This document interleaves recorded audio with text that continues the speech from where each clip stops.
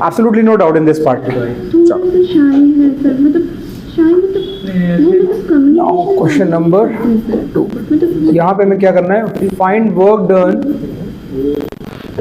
done by friction force. Friction force in all these cases. ठीक है? So पहला case A, object is on a horizontal ground. Object is on a horizontal ground. Mass is m. The coefficient of kinetic friction between the block and the ground is mu k. It is displaced through a distance L. हमारे यहाँ पे मार्च से class start हुई है, वो जो चल बैठा है. That is the first case. Second case is this. There is an inclined plane. ठीक है? The object mass m moves through this way. Okay. This distance is L. This angle is theta. Again, the coefficient of friction is mu k. We have to find the work done in these two cases. तो इसलिए आप personally रखिए, मतलब okay. So let's understand, when the block is moving like this, friction force would be, let's say यहाँ पे बना देता हूँ डायग्राम, एक mid point. फ्रिक्शन फोर्स किधर लग रहा होगा अगर ये ऐसे मूव कर रहा है? फ्रिक्शन फोर्स ऑपोजिट डायरेक्शन में. This is F R. Okay, and displacement ऐसे हो रहा है. तो इसका वर्क डन आ जाएगा friction force F R into L. Right now F R would be equal to mu into N. So N would be equal to M G. So this will be mu k into mg into L, but with a minus. Why? Because your friction force is acting like this, displacement is like this, 180 degree angle, right? So minus mu k mg L. If you have understood this, एक बार इसको attempt करके देखो अगर आपसे होता है तो. वो भी थोड़ा सा डायरेक्शन गलत है. एक दिन सर की क्लास चल रही थी फिजिक्स की, तो object is moving downwards, right? So you can just judge the value of friction force and the direction and then multiply the displacement. R की तरफ देखा तो मैंने कहा कि सर मेरा ध्यान है, मैं क्लास में सुन रहा हूँ. ठीक है, अभी मैंने जो समझा उसका तो मैंने क्या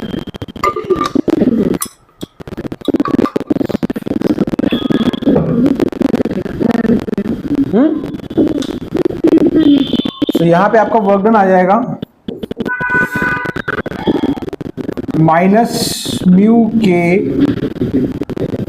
M G cos theta into M G की जगह यार एम जी कॉस थीटा आ जाएगा, बाकी there will be no difference. क्योंकि यहाँ पे नॉर्मल रिएक्शन, इस केस में normal reaction N will be equal to M G cos, है ना?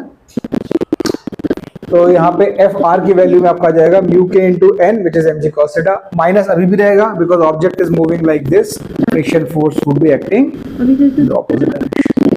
अच्छा, इस चीज को मैं ऐसे भी इंटरप्रेट कर सकता हूँ, work done is equal to minus mu के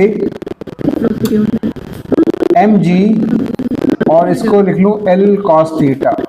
ऐसे कर सकते हैं ना, मल्टीप्लीकेशन ऑफ एन मतलब. अच्छा, अगर ये डिस्टेंस L है तो L cos थीटा ये हो जाएगा. करते उनको समझ में नहीं आता है, फिर उनको अगर इसको मैं x बोल दूं मिनट लिए तो L cos थीटा को मैं x लिख सकता हूँ. फिजिक्स केमिस्ट्री मैथ्स में से तो इसी चीज को मैं लिख सकता हूँ minus mu K M G X minus mu K into M G. Just another way of writing it. अभी now work done by friction force. अभी यहाँ पे एक इंपॉर्टेंट चीज मैं आपको बताना चाहूंगा, अगर आपके पास सेम हाइट का इंक्लाइन रहता लेकिन कुछ ऐसा होता, यहाँ से स्टार्ट होता, हाइट सेम होती है उसकी, ठीक है, same height,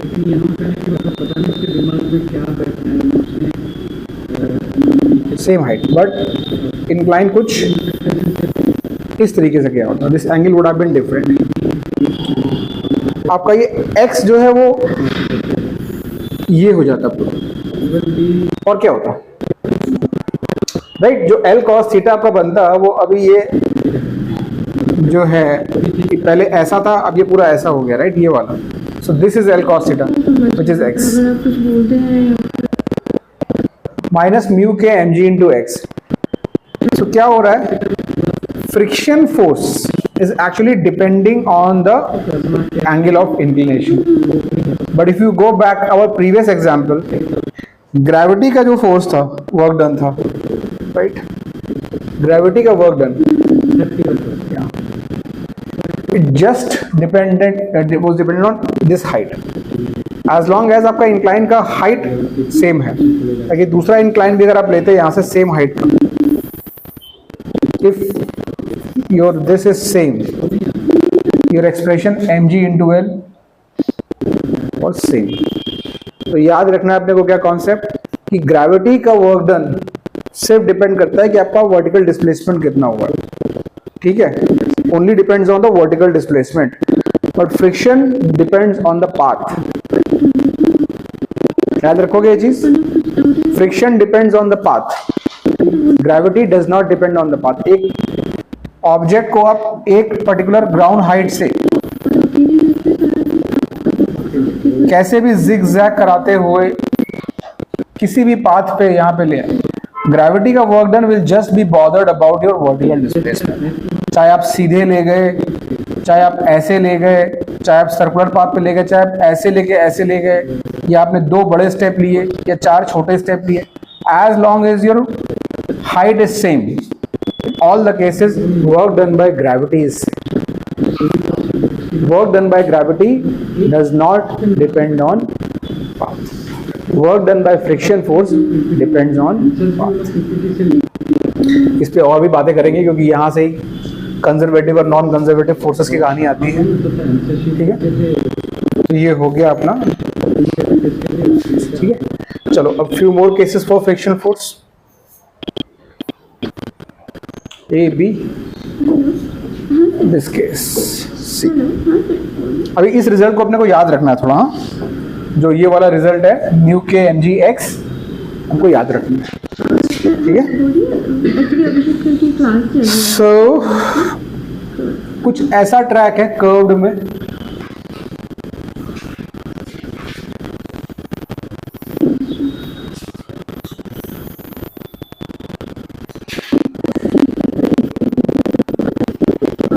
the turf is little curved, ठीक है।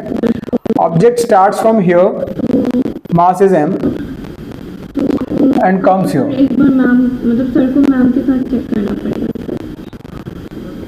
It comes like this, this, ठीक है। This distance is x, ठीक।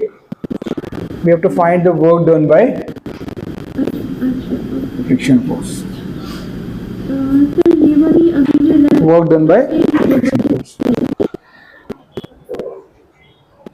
मतलब Understand, यहाँ पे there is no specific angle of inclination, तो mg cos थीटा की जगह क्या लिखोगे, तो it is changing throughout, right? तो ऐसे केस में हमको क्या देखना है कि फ्रिक्शन फोर्स के लिए हमने एक रिजल्ट निकाला था minus mu K mg x। So mu K mg तो ये हो गया और x मतलब ये वाले डिस्टेंस, राइट। तो let's try to break this entire incline in let's say this form.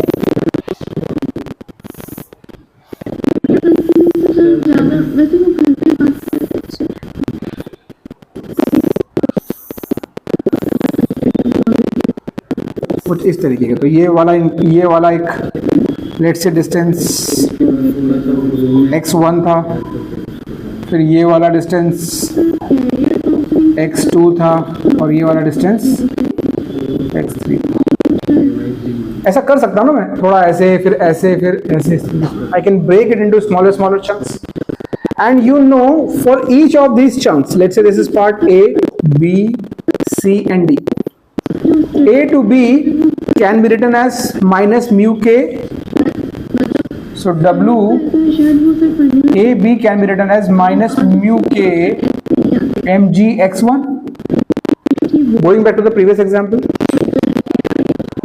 minus mu k mg x, right? so यहाँ पे x की जगह क्या है, x1. ऐसे ही WBC can be written as minus mu K mg x2, और ऐसे ही x3 WCD minus mu K mg into x3. So total work done would be minus mu K mg x1 plus x2 plus x3, and which eventually means when you break this into smaller chunks, right? So ultimately if you keep on adding all these, you will get this entire x. So work done is minus mu k mg x. ये एक important result भी है, because sometimes friction force को निकालने के लिए हमको सिर्फ इस हॉरिजॉन्टल डिस्टेंस की जरूरत होती है, एंड अगर ये चीज नहीं पता है तो वी गेट लिटिल कंफ्यूज कि how do find out the work done. So याद रखो, ग्रेविटी के लिए इस वर्टिकल कंपोनेंट की जरूरत होती है, और फ्रिक्शन के लिए इस हॉरिजॉन्टल कंपोनेंट. आप थोड़ा सा इस साइड बैठोगे तो बेटर रहेगा. You have just know your angle of viewing is close to 180 degree, which is not good.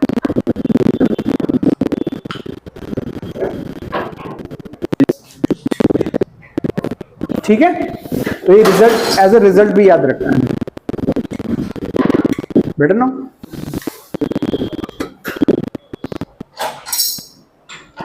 So let's move ahead. Let's do few more. अच्छा, उसके पहले हम लोग कुछ एक पॉइंट्स लिखेंगे. ठीक है.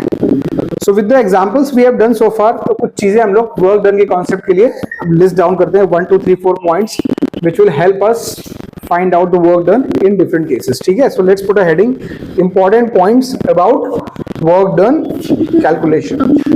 ठीक है, ये हटा दूं मैं.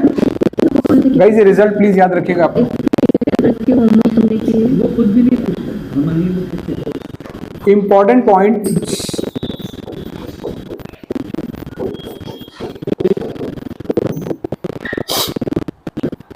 About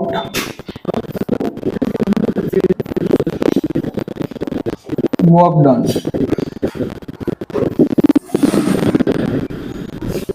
First point is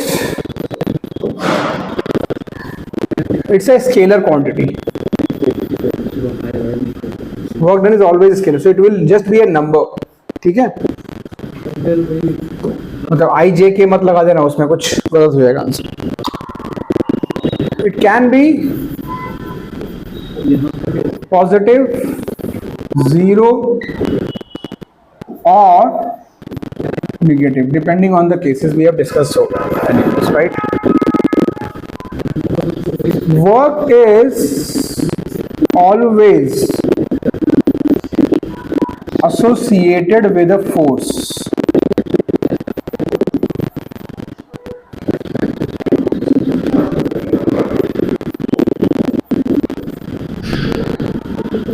If people do not talk about work done in context of force, the question is incomplete. मतलब मैं बोलूँ कि एक ऑब्जेक्ट है, एक ऑब्जेक्ट को मैंने मूव किया यहाँ से यहाँ, बोलो वर्क डन बताओ, तो आपका क्वेश्चन होना चाहिए कि sir first tell me the force, because gravity का अलग वर्क डन, ग्रेविटी का वर्क डन इसमें 0 है. एक्सटर्नल फोर्स जिसमें लग रहा है उसका वर्क डन अलग होगा. मान लो एक्सटर्नल फोर्स इसमें लग रहा है F, तो उसका वर्क डन हो जाएगा F इंटू एक्स में भी. फ्रिक्शन का सेम टाइम पे minus mu K mg into x हो जाएगा.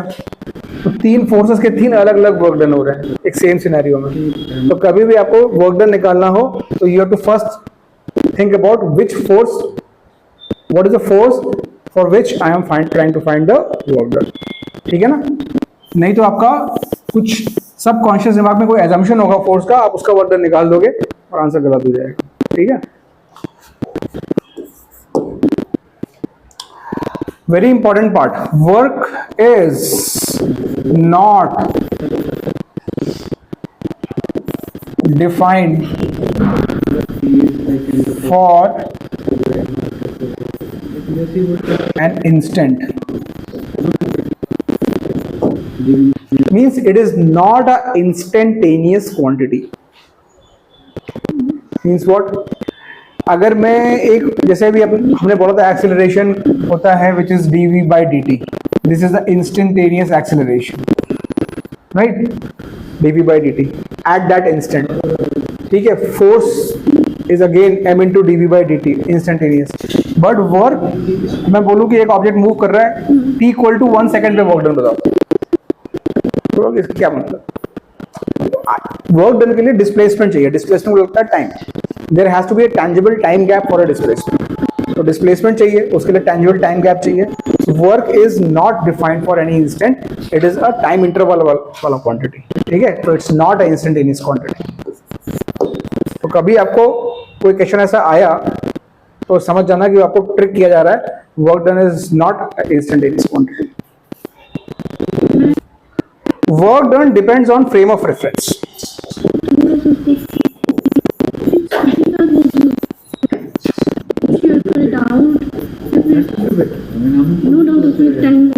इसका क्या मतलब है? मतलब ये है एक सेम ऑब्जेक्ट का work done same time interval के लिए अलग हो सकता है अलग अलग फ्रेम ऑफ रेफरेंस। क्यों? मान लो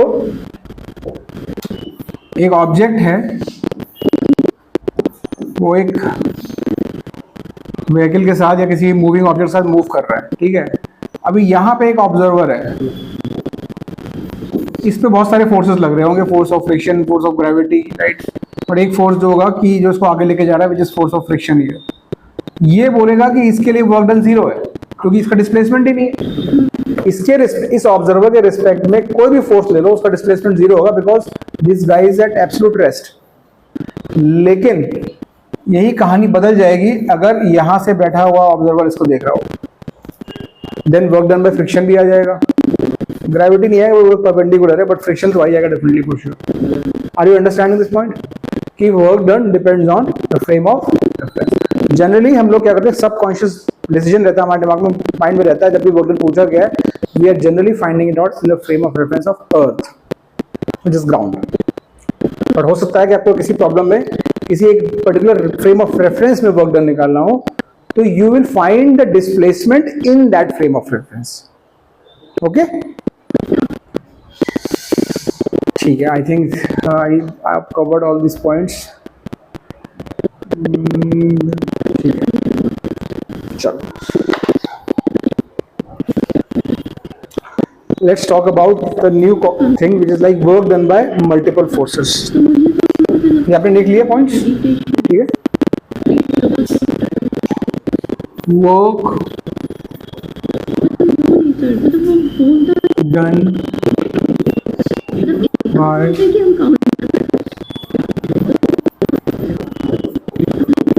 मल्टीपल फोर्सेस। यहाँ पे हम बात कर रहे हैं एक ऑब्जेक्ट, कोई एक object with certain mass, there are many forces acting on this object, F1, F2 and maybe till Fn. F1, F2 till Fn, many forces are acting.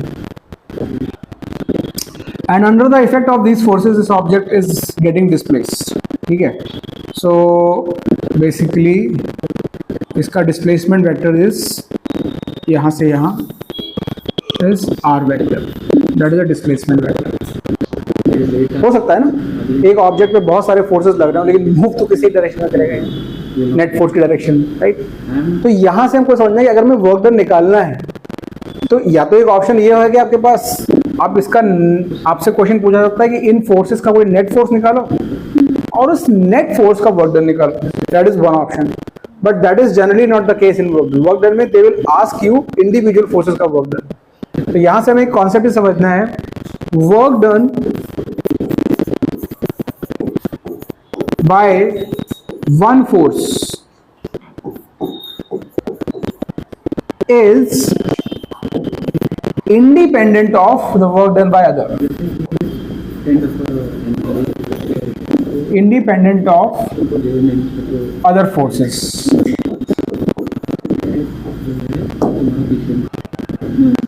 मतलब सब अपना अपना देख लो, सब अपना अपना देख लो। तो मतलब अगर मुझे इस पे वर्क डन निकालना हो फोर्स 1 का, let's say W1, so this would be F1 vector dot R vector. R तो सेम है सबके लिए। डिस्प्लेसमेंट R1 R2 R3 नहीं हो सकता, एक ऑब्जेक्ट का डिस्प्लेसमेंट एक टाइम पे एक ही हो सकता है, ठीक है। इसी तरीके से वर्क डन हम 2 का बोले तो वो हो जाएगा F2 vector dot R vector. इसी तरीके से हम करते हुए जाएंगे लास्ट फोर्स WN, ये क्या हो जाएगा FN vector dot R vector. So now work done is a scalar quantity, work done is a scalar quantity, और स्केलर क्वांटिटी को ऐड करना तो मतलब नंबर से ऐड करो 1 2 3 4 -4 +5 ये वो, राइट। तो सीधी नहीं है डायरेक्शन, इसीलिए अभी आप आगे जाके देखोगे कि वर्क डन से प्रॉब्लम सॉल्व करना कभी कभी मैकेनिक्स में बहुत बेनिफिशियल हो जाता है, बिकॉज हमें डायरेक्शंस का सोचना ही नहीं पड़ता।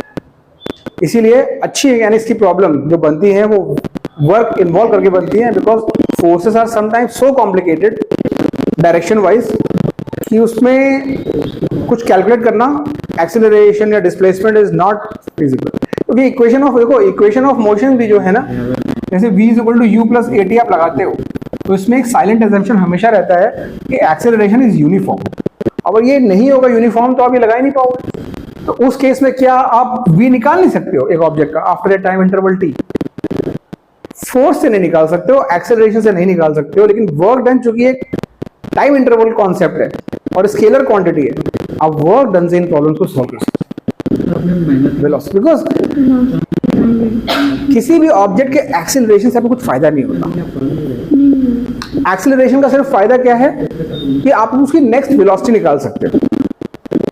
वरना खुद सोचो ना, एक कार का एक्सेलरेशन जान के आप सिर्फ यही पता कर सकते हो ना कि वो what will be the velocity after some time, but at any instant you are just bothered about the velocity of the vehicle. So इसलिए coming back to the original point, यहाँ पे स्केलर क्वांटिटी है तो इनको add करना, तो net work done, कई बार ऐसा होता है हमको नेट वर्क डन चाहिए होता है। So net work done my dear friends is nothing but simple scalar addition of all the other work done. ये हमको याद रखना है, that is a net work done.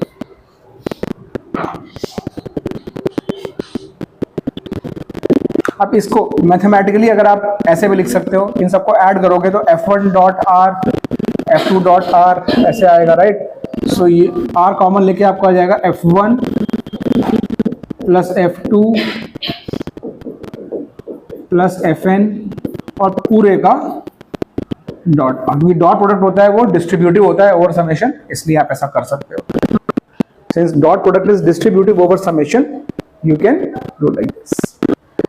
So actually जो आपको स्टार्टिंग में बोल रहा था कि आप ये भी आपको सिर्फ अगर नेट फोर्स का वर्क डन चाहिए तो एक स्टूडेंट ऐसा भी कर सकता है कि उससे यार ये सब करने में मुझे टाइम लग रहा है, मुझे नेट पूछा है तो मैं पहले नेट फोर्स निकाल लेता हूँ सबको ऐड करके, और वो जो नेट फोर्स आएगा उसका डॉट मैं ले लूंगा डिस्प्लेसमेंट, तो भी वही आंसर आएगा। ठीक है, ओके। सो मेन थीम यहाँ की ये है इस पूरे स्लाइड की कि when there are several forces acting on an object at the same time and you are supposed to find the work done by individual forces, when you are trying to find out work done by one force, don't even think about the other force and find the work. and do the same for the rest of the forces and in the end add those forces if you need. That will be the network. ठीक है, तो इससे related अभी कुछ questions हम लोग करने वाले हैं इस कॉन्सेप्ट से.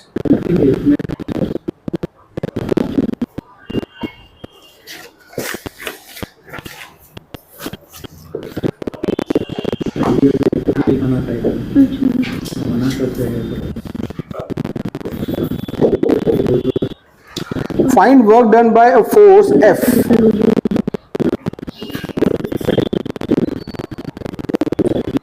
find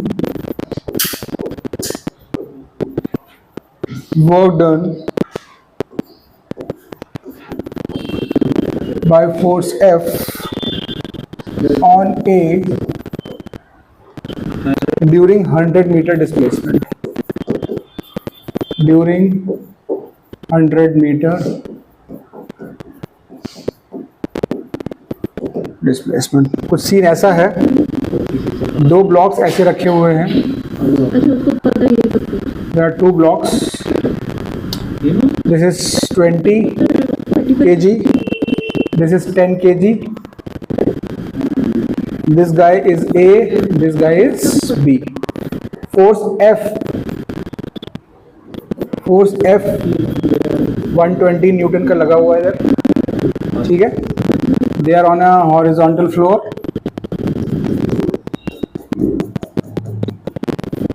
and they move together and they get displaced by A, B. They get displaced by 100 meters.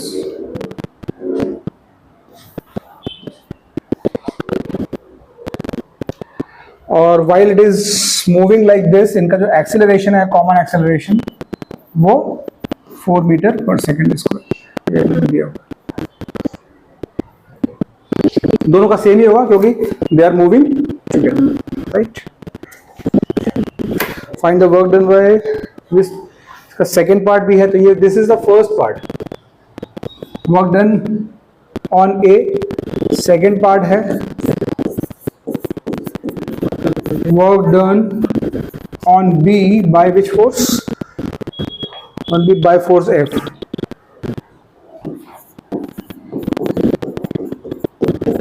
This is one part, and the third part is work done by normal reaction on B and A during the work done by normal reaction. Third part is work done by normal reaction on B and then on A. This is the scope of the problem. ठीक है, start करें. देखो देखो, जब भी work done की बात करनी है तो हमको डायरेक्टली उसके एफबीडी में सब नहीं, वी हैव टू फर्स्ट सी कि क्या पूछा है, उसके लिए क्या एफबीडी की जरूरत है. अगर नहीं है तो जो बिना एफबीडी के हो सकता है तो बिना एफबीडी के करेंगे. तो पहला क्या दिया हुआ है कि work done by force F. इस फोर्स का वर्क निकालना है इस ऑब्जेक्ट पे. ठीक है, डिस्प्लेसमेंट कितना है 100 मीटर. सो यार इसमें तो कुछ डब वही नहीं है. मतलब फर्स्ट पार्ट आप कैसे कर सकते हो,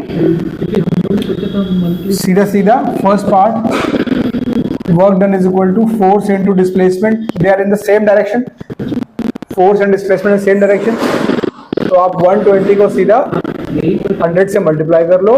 12000 जूल. वर्क का यूनिट होता है जूल, सबको पता होगा, right. Newton into metre which is joule. So first part तो उड़ गया, सिंपल. नेक्स्ट आते हैं work done by on B by force F. Can anyone guess what this will be? 0. Yes, किसने बोला 0? इट विल बी 0, क्योंकि यार इस पे ये फोर्स इस पे लग ही नहीं रहा. Force is not even acting on this object. Force is 0. Force F is actually, to be honest, 0 से भी ज्यादा मैं बोलूंगा क्वेश्चन थोड़ा एब्सर्ड है. क्वेश्चन एब्सर्ड है. क्यों? फोर्स लग रहा है, ये एक ऑब्जेक्ट रखा हुआ है यहाँ, इस पे फोर्स लग रहा है. हम बोल रहे हैं एक ऑब्जेक्ट यहाँ रखा हुआ है, वो चल रहा है कहीं और, तो इस फोर्स का इस पे वर्क निकालो. तो वैसे ही क्वेश्चन हो गया ना ये, it is not meaningful, but अभी आंसर करना है तो जीरो ही करेंगे हम, ठीक है। So this is zero, clear, because force F is not even acting on me. अब आते हैं थर्ड पार्ट। तो बोल रहा है work done by normal reaction on B and on A, ठीक है। अब नॉर्मल रिएक्शन की बात कर रहे हैं वो, तो नॉर्मल रिएक्शन फोर्स पहले निकालना पड़ेगा डी, क्योंकि वो ये फोर्स तो हमें पता था तो हमने मल्टीप्लाई कर दिया, बट नॉर्मल रिएक्शन पहले पता था फोर्स क्या है, तो उसके लिए हमको फिर फोर्स डायग्राम बनाना पड़ेगा। तो पहले हम जरा ए का बना लेते हैं। ए का फोर्स डायग्राम आप लोग बना सकते हो साथ में, ठीक है। यहाँ पे एफ लग रहा है विच इज 120, ठीक है। अब ये इसको पुश कर रहा होगा तो इस पे तो एक्शन आ रहा होगा, बट इस पे उसका रिएक्शन आ रहा होगा, राइट। और वेट लग रहा होगा इसका एम ए इंटू जी, और एक ये ग्राउंड का नॉर्मल रिएक्शन होगा एन जी, यही फोर्सेस होंगे। अब इन दोनों की तो कोई बात ही नहीं कर रहा है यहाँ पे, तो छोड़ो इसको। ये अच्छा, ये स्मूथ सरफेसेस है, ये भी हमको दिया हुआ है, इसमें नहीं दिया हुआ। ये जो सरफेस है दिस इज स्मूथ, ठीक है, फ्रिक्शन की बात भी नहीं है। तो अब अगर ये block 4 metre per second square से आगे जा रहा है तो क्या हो जाएगा इसका रिएक्शन, ये equation, this is going with an acceleration of 4 metre per second square, तो क्या होगा 120 minus N, 120 minus n, this is the net force in this direction, that should be equal to m into a, 20 into, दो questions दे करने के लिए दे, right. तो यहाँ से आपका निकल आएगा n 120 minus 80 which is 40 Newton, ठीक। और ब्लॉक बी पे यहीं पे बना दूं मैं, अब दिख रहा है आप लोगों को कितनी जगह पे। ब्लॉक बी का क्या सीन होगा, ब्लॉक बी पे इसका एक्शन फोर्स लग रहा होगा, राइट, इसकी वैल्यू वही होगी जो 40 न्यूटन। तो ये एक्शन रिएक्शन है, तो they are equal and opposite, opposite and equal, ठीक है। अब since we have handle on the force we can talk about the work done. तो पहले पूछा work done on B on normal reaction, for normal reaction, okay, so ये B है, तो B पे जरा फोकस करेंगे। नॉर्मल रिएक्शन इस डायरेक्शन में है, डिस्प्लेसमेंट भी सेम डायरेक्शन में है, तो work done on B bye normal reaction would be force into displacement, force is 40 Newton, displacement is 100, this will B 4000 Newton, clear, plus why plus, because normal reaction is also like this and displacement is also like this, they are in the same direction, ठीक है। अभी इसी का निकालो W A, क्या मुझे निकाल कर बता सकते हो आप लोग, normal reaction work done, it be just -4 because value तो सेम ही रहेगी, लेकिन यहाँ पे फोर्स लग रहा है नॉर्मल रिएक्शन रिवर्स डायरेक्शन में एंड डिस्प्लेसमेंट ऐसे हो रहा है। देखो एक चीज याद रखना है, जब भी आप वर्क डन की बात कर रहे हो you are talking about individual force and that individual force is acting in this direction.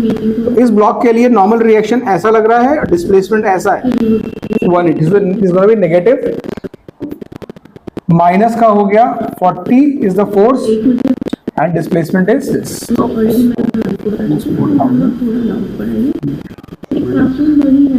This is the answer, okay.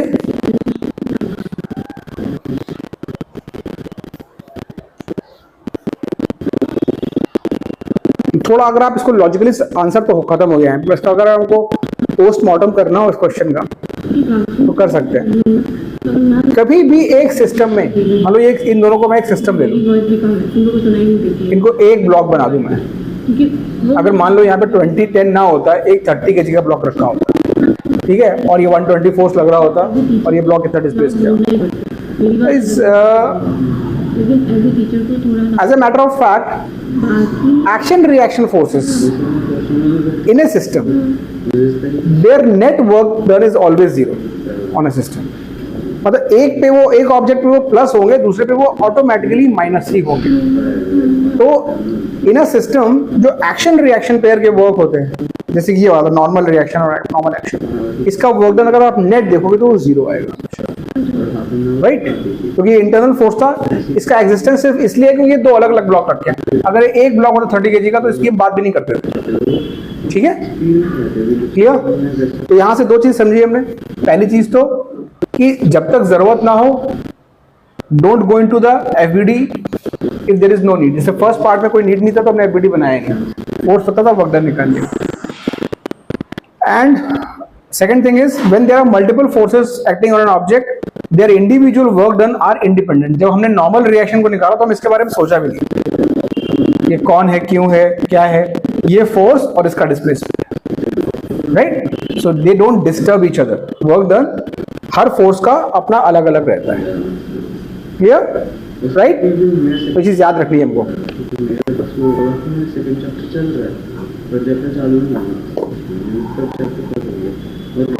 एक और क्वेश्चन करेंगे हम.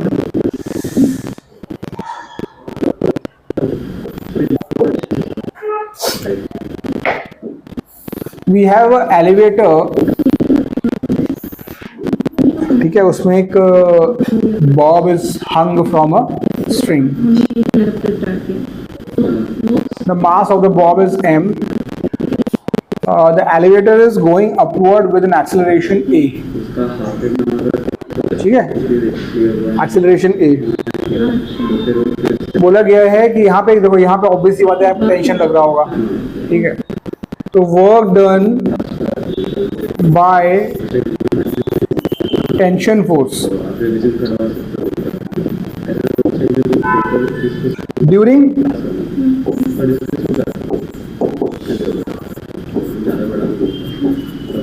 First t seconds.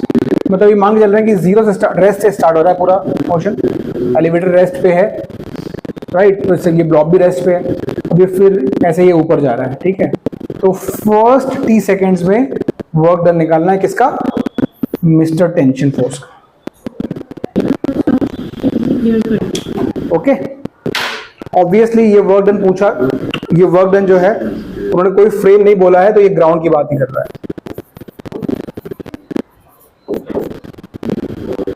ग्राउंड के फ्रेम ऑफ रेफरेंस में इसका वर्क डन. ठीक है, तो पहले तो फोर्स चाहिए. अब यहाँ पे तो उन्होंने ना फोर्स दिया है ना डिस्प्लेसमेंट दिया है, दोनों चीजें हमें निकालनी पड़ेगी. तो पहले हम कोशिश करते हैं कि एटलीस्ट फोर्स तो निकाल लें. तो टेंशन फोर्स निकाल के बताओगे आप लोग मुझे एक बार फोर्स डायग्राम बना के कि क्या टेंशन की वैल्यू होगी?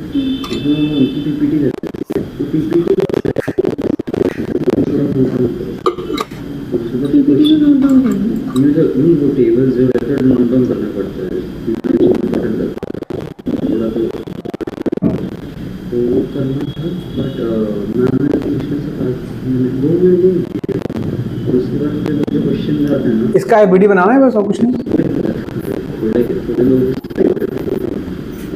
देखो T will be G minus आ रहा है आप लोग का. ठीक है, चलो देखते हैं. ये ऊपर जा रहा है, तो ये ऊपर जा रहा है, इसका मतलब T minus mg is equal to m. So T is equal to m times g plus a. तो ध्यान रखना है हमने ना, ये चीज ऊपर जा रही, ग्राउंड से देख रहे हो इसको आप, ग्राउंड से देख रहे हो. तो ये अगर A से ऊपर जा रहा है तो ये भी A से ही ऊपर जा रहा होगा. तो इसका मतलब ये ऊपर का फोर्स कितना है? T. नीचे का T minus mg is the net force upwards and that should be equal to m into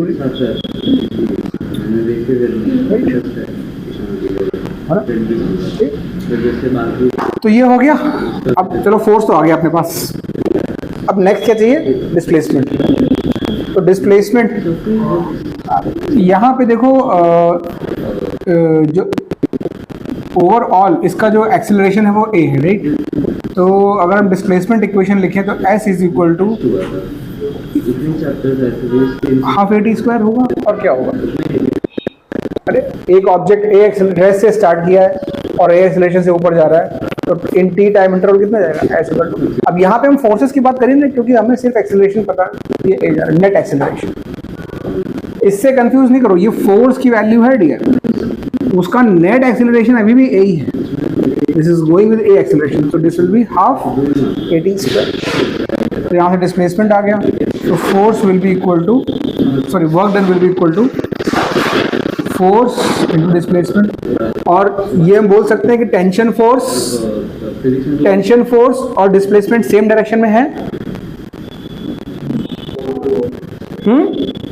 तो cos थीटा तो cos जीरो हो गया, सिर्फ मल्टीप्लाई करना है। Force is m into G plus A और displacement is half A T. So this is your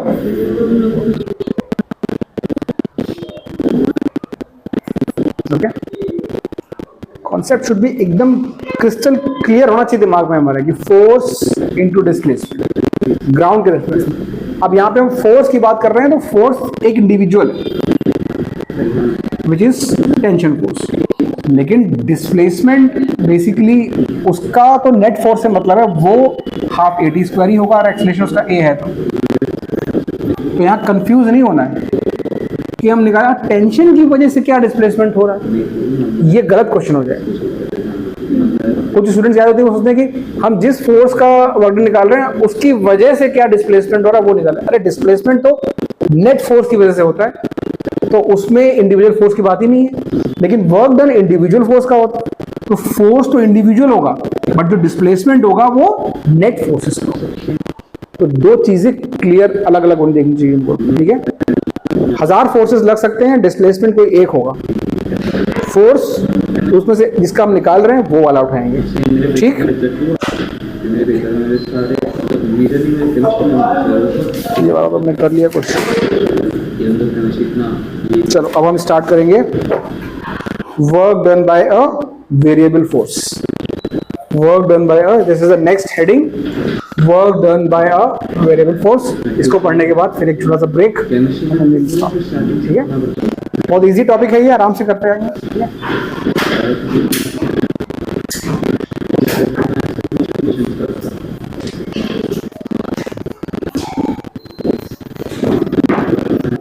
इस पे बहुत क्वेश्चंस आते हैं क्योंकि ये ऐसी चीज है जो आप फर्स्ट टाइम पढ़ते हो, ठीक है।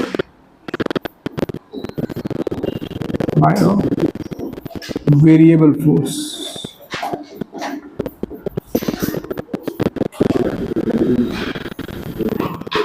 वर्क डन बाय अ वेरिएबल फोर्स। इसका क्या मतलब है?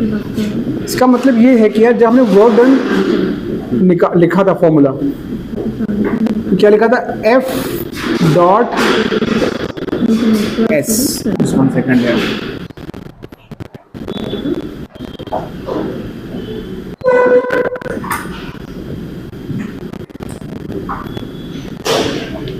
हम जस्ट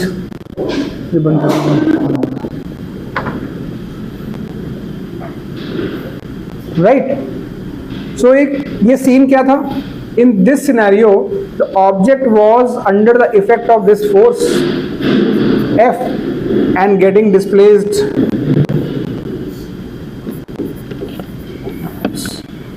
right। वहां से ये फॉर्मूला हमने लिखा था, right। I told you work done is defined for a time interval. Now what if this force keeps on changing throughout this displacement? What if this force is continuously changing? So which value you will take? Which value you will take? By starting value, end value, or the mean of this value? We are challenged by this, right? तो उस case में अगर work done by variable force है तो थोड़ा सा हम maths की तरफ जाते हैं और इसका सोल्यूशन मैथ्स से ढूंढते हैं। मैथ्स क्या बोलता है कि आप एक काम कर लो, इसके पूरे डिस्प्लेसमेंट को आप you just divide into small displacement, small displacement। ये डिस्प्लेसमेंट इतने स्मॉल हैं कि इसको हम बोलेंगे ds, है ना, d वर्ड समझ गया हो, d is for very very small. अब इस ड्यूरेशन में हम उस फोर्स को कांस्टेंट मान सकते हैं, डिस्प्लेसमेंट इतना स्मॉल है कि for this displacement the force can be considered constant. तो हम इस डिस्प्लेसमेंट के लिए वर्क डन लिखते हैं ds के लिए, तो उसको हम बोलते हैं dw। क्या बोलते हैं? छोटा सा work done, d capital W, और उसको हम लिख लेते हैं F डॉट ds। वो जो फोर्स उस टाइम पे जो फोर्स होगा, ये F, ये स्टार्टिंग वाला फोर्स नहीं है, उस टाइम पे जो फोर्स है, यहाँ पे जो फोर्स लग रहा है F, उसको मैंने डिस्प्लेसमेंट से डॉट ले लिया। This make sense, right? Now if I have to find the total work done, you tell me guys, I have to add all these small work done. And addition in terms of continuous way, what is that called? Continuous addition is what? Integration. So we have to integrate this. So total work done would be integral. आप मान लो एक position x से एक position y पे आए हो, ये x और y कुछ स्टार्टिंग और एंड पोजीशंस हैं बस, ठीक है? इतना समझो अभी। F dot ds. So this is the formula for variable work done. इसको आप x y ना लिख के, इसको आप पोजीशन को r1 से r2 भी लिख सकते हो। वो दैट इज जस्ट मेंशन कि आप क्या मेंशन करना चाहते हो, ठीक है? वो प्रॉब्लम के कॉन्टेक्स्ट में ये x और y आपको अलग अलग लेने पड़ेंगे। अभी एग्जांपल करेंगे तो आपको समझ में आएगा अच्छे से, ठीक है? So this is integral of f dot ds over the displacement gives you net work done bye a variable force. एक एग्जांपल देखते हैं,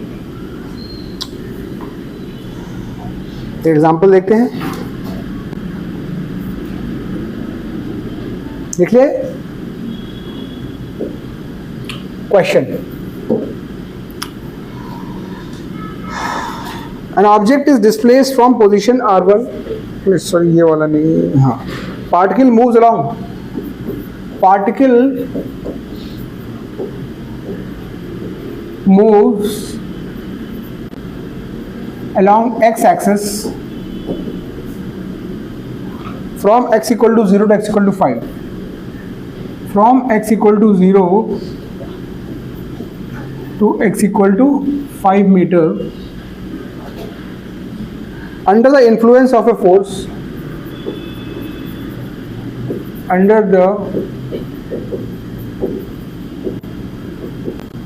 influence of a force which is given as F is equal to 3x square minus 2x plus 7 Newton. N is for Newton, ना, कोई variable नहीं है वो। Under the influence of force this, ठीक है? Calculate the work done by this force. Calculate work done by this force, ठीक है? सो अब पहली बात तो ये सर्टन करनी है कि कैसा फोर्स है, ये एक वेरिएबल फोर्स है। क्यों? इसकी वैल्यू डिपेंड कर रही है on the value of x। x equal to 0 पे 7 न्यूटन होगा, x इक्वल टू 1 पे कुछ और होगा, 2 पे कुछ और होगा। It's a variable force. As the object is getting displaced, इसकी वैल्यू चेंज हो रही है। So we can not simply do displacement, तो ठीक है 0 to 5 तो 5 हुआ, but we will have to take a certain value, और values are different. So work done यहाँ पे हो जाएगा integration of f dot dx, ठीक है? फोर्स भी एक्सेस के अलॉन्ग है, डिस्प्लेसमेंट भी एक्सेस के अलॉन्ग है, object is moving along axis, तो cos थीटा तो cos 0 होगा। तो इट्स गोना बी सिंपली, अच्छा वेरिएबल क्या है इंटीग्रेशन का? x, तो लिमिट्स क्या लगाएंगे हम? 0 से जा रहे हैं 5 तक। अब इसको हम कर देंगे कैसे? फोर्स की वैल्यू यहाँ पे डाल देंगे, 3x square minus 2x plus 7। ये फोर्स की जगह हमने क्या लिख दिया? जो उसकी वैल्यू थी टाइम्स dx। अब ये प्रॉब्लम है मैथ्स की, है ना, फिजिक्स खत्म हो गई वहीं पे, जो फिजिक्स का काम था वो कंप्लीट हो गया। इंटीग्रेशन करना है, तो इंटीग्रेशन हम तीन क्वांटिटी से कर रहे हैं, जो समेशन है ये है प्लस माइनस से जुड़ी हुई है, so will just do integration individually. So we can do this, work done is equal to this will be 3x square dx 0 to 5 minus 0 to 5 2x dx plus 0 to 5 7 dx, right guys? We can just break them into individual components. अच्छा, आपको एक formula याद रखा हो, दिखाओ, याद करना पड़ेगा। x की पावर n इंटीग्रेशन जो होता है, this is x to the power n plus 1 over n plus 1, ठीक है। तो वो फॉर्मूला में यहाँ पे लगाना पड़ेगा। सो उससे हमारा ये फर्स्ट जो कंपोनेंट है वो क्या हो जाएगा, फर्स्ट कंपोनेंट क्या हो जाएगा हमारा, w is equal to X cube by 3, और 3 कैंसिल होगा क्योंकि बाहर है ये कांस्टेंट, है ना। एक्स क्यूब बाई 3 बचेगा सिर्फ एक्स क्यूब, और इसकी लिमिट्स 0 से 5। आंसर आएगा एक्स क्यूब बाई 3, बट 3 आगे कोफिशिएंट लगा हुआ है तो कैंसिल हो जाएगा, ठीक है।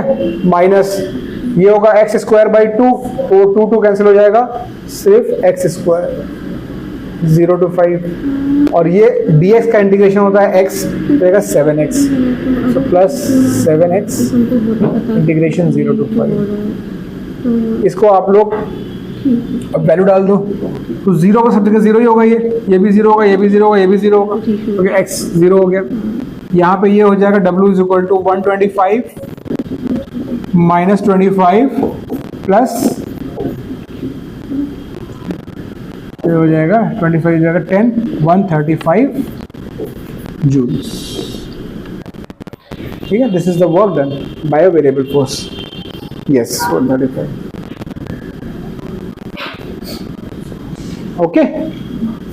तो यहाँ पे अपने को पता होना चाहिए थोड़े से क्योंकि यहाँ पे फोर्स के टाइम पे कई बार आपको इंटीग्रेशन करना पड़ेगा वेरिएबल फोर्स के लिए, तो ये इंटीग्रेशन कॉन्सेप्ट थोड़ा सा आपको रिकॉल करना पड़ेगा। एटलीस्ट एक ये वाला फॉर्मूला तो भी आप याद ही रखो, इससे आपका काम चल जाएगा, अभी के लिए काम चल जाएगा, बट हमेशा के लिए नहीं, अभी के लिए, ठीक। तो समझिए कैसे इस फॉर्मूले को यूज करना है। अभी का और एग्जांपल कर लेते हैं, उसके बाद आगे बढ़ेंगे हम, उसके बाद एक ब्रेक, उसके बाद आगे बढ़ेंगे, ठीक है। एक question, next question, an object is displaced from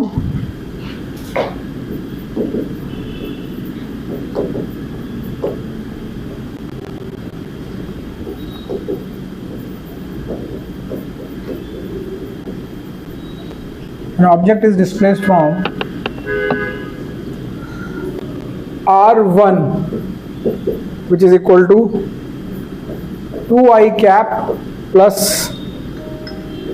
3j cap meter to R2 which is 4j cap plus 6k cap.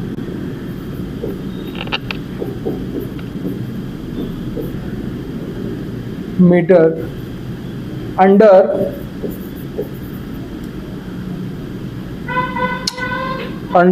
the force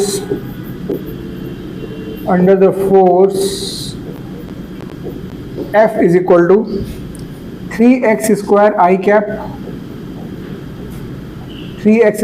cap plus 2y times j cap Newton, ठीक है। This is scenario, object R1 से R2 पहुंचा है under the effect of this force. Find the work done by the force, find work by force, ठीक है। तो first ये देख लो कि ये वेरिएबल फोर्स है, it is depending on coordinate of the object, position of the object पे depend कर रहा है। So it's going to be a variable force, so we cannot simply do force into displacement, right? We have to take a path of integration. तो यहाँ पे अब देखना ये है कि आई भी है, जे भी है, के भी है और फोर्स में भी आई और जे दोनों है, ठीक है। तो इसको कैसे हमें डील करना है, work done will be equal to integration, यहाँ पे लिखेंगे R1 to R2, R1 R2 थोड़ा बाद में देखते हैं, अभी लिख दिया हमने, कहाँ से कहाँ गया है, R1 से R2, तो R1 टू R2 लिख लिया, ठीक है। फोर्स को लिखा हमने 3x स्क्वायर आई कैप प्लस 2y जे कैप, यही जो भी था फोर्स है, तो यही, इसका डॉट प्रोडक्ट हमें लेना है। बेसिकली अब ऑब्जेक्ट जो मूव कर रहा है वो 3 डायमेंशन में मूव कर रहा है, राइट। तो यहाँ पे डियर हमें ये देखना पड़ेगा, कोई ऑब्जेक्ट जब 3 डायमेंशन में मूव करता है, मतलब वो x में भी मूव कर रहा है, कुछ y में भी मूव कर रहा है और वो z में भी मूव कर रहा है, उस केस में इसका छोटा सा डिस्प्लेसमेंट जो कि यहाँ पे होता है f dot D x. Last example में यहाँ पे क्या था, हमको सिर्फ dx लिखने में इंटरेस्ट था क्योंकि सब कुछ कहानी जो थी एक ही एक्सिस के अलॉन्ग थी, बिल्कुल सिंपल प्रॉब्लम। तो y और z को बेकार में पिक्चर बनाने से क्या फायदा। बट इन दिस एग्जाम्पल यहाँ पे dx हम नहीं लिख सकते हैं क्योंकि dx भी है, थोड़ा dy भी है, थोड़ा dz भी होगा, तो इसलिए इस समय हम ये लिख लेंगे dx times I cap, dy times J cap, dz times के। अभी कोई भी डिस्प्लेसमेंट होगा छोटा सा तो उसके 3 पार्ट होंगे, एक होगा dx मतलब x के अलॉन्ग डिस्प्लेसमेंट, थोड़ा y के अलॉन्ग, थोड़ा z के अलॉन्ग, बट होगा तो ऐसे ही है i j के 3 डायमेंशन। अब before we get into the dynamics of integration, first let's get this simplified. हमको मालूम है आई कैप की दोस्ती डॉट प्रोडक्ट में सिर्फ आई कैप से होती है, बाकी सब बेकार है उसके लिए, मतलब 0 हो जाता है। तो इसका मतलब ये होगा कि ये इंटीग्रेशन कुछ इस तरीके का बन जाएगा, R1 से R2, ये आई कैप हो गया 1, तो ये आ जाएगा 3x स्क्वायर dx। मैंने इन दोनों का डॉट ले लिया, ठीक है। z और k से क्यों नहीं किया आई का, क्योंकि वो 0 हो जाता, तो हट गया। अब आते हैं हम इस वाले पे, इसका इससे कोई मतलब नहीं है, इसका z से भी कोई मतलब नहीं है, इसका मतलब सिर्फ j वाले से है, तो ये जाएगा 2y dy प्लस का 2y dy। अब ये तुमने डॉट निकाल लिया है डियर, तो डॉट प्रोडक्ट स्केलर होता है, तो अब यहाँ पे आई जे के मत लिख देना, आई जे लिख दोगे तो फिर से इसकी वेक्टर क्वांटिटी बन जाएगी। ये आपने वर्क डन निकाला है डॉट प्रोडक्ट, यहाँ पे डॉट लिखा हुआ है और के वाला तो गायब ही हो गया पिक्चर से, ठीक है। अब देखो ये 2 सम है, अगेन इनको अलग अलग करेंगे, ठीक। तो इसका इंटीग्रेशन हम लिख लेंगे, टोटल वर्क डन मेरा हो जाएगा 3x square dx, 3x square dx। अच्छा, जब आप x के डिस्प्लेसमेंट से खाली बॉदर्ड हो, क्योंकि आप जो इंटीग्रेट कर रहे हो वो x वाला पार्ट है, तो उस केस में आप कहां से कहां करोगे, देखो x 2 से 0, यहाँ पे अगर i का कंपोनेंट नहीं है, इसका मतलब ये नहीं कि x के अलॉन्ग वो डिस्प्लेस ही नहीं हुआ है, ये 2 से 0 पे आ गया है। पहले ये i कैप क्या था इसका 2, यहाँ पे दिखाई नहीं दे रहा, इसका मतलब इस can be interpreted as 0 i cap. So ये आया है 2 से 0, 2 से 0, तो स्टार्टिंग में 2 था, अब 0 है। ध्यान से करना हर चीज एकदम, ठीक है। प्लस ये भाई साहब क्या है 2y dy, लिख लो भाई 2y dy। अब मतलब dy मतलब j वाला, j वाला है कहां से आया है, 3 से 0 आया, नहीं 3 से 4 आया, 3 से 4 आया, क्योंकि यहाँ पे 3j कैप था या 4j कैप। अब इसको इंटीग्रेट कर लो तुम लोग, तो ये आ जाएगा अगेन x क्यूब हो जाएगा और लिमिट होंगी इसकी 2 से 0, और ये प्लस हो जाएगा y स्क्वायर, इसकी लिमिट्स होंगी 3 से, तो कितना आ जाएगा देख लो, ये x क्यूब माइनस 8 है ना, 2 क्यूब माइनस 8, और ये हो जाएगा वाई स्क्वायर से हो जाएगा, तो 16 minus 9 7, so minus 8 plus 7 answer आ जाएगा -1 जूल। ठीक है, -1।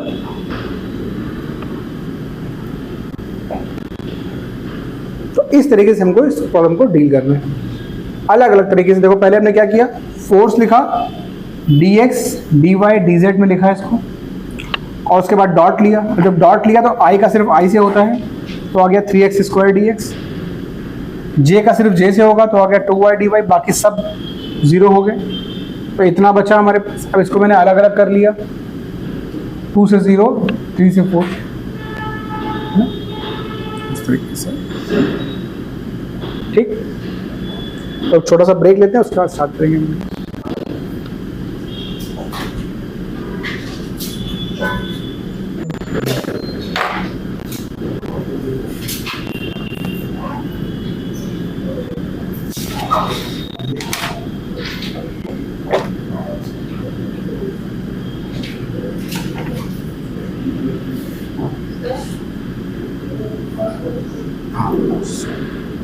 Thank you.